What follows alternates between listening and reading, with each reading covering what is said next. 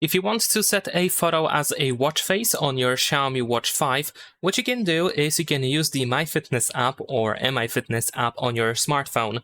You want to go to the device category over here and make sure that Xiaomi Watch 5 is selected. Go to watch faces, and here on this list you should be able to find custom colorful option or watch face. So we're gonna choose it and we want to apply it.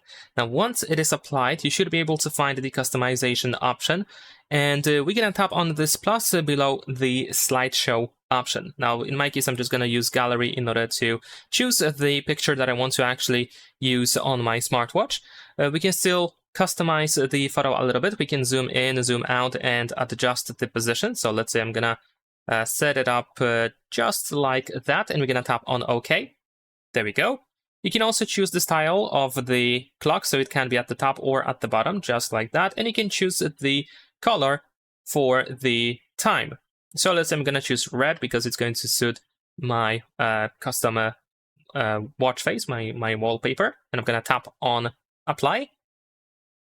And it should be updated in a few seconds. Let's see if it's going to also include the picture. There we go. It works wonderfully. So that's pretty much it. Leave a like and subscribe.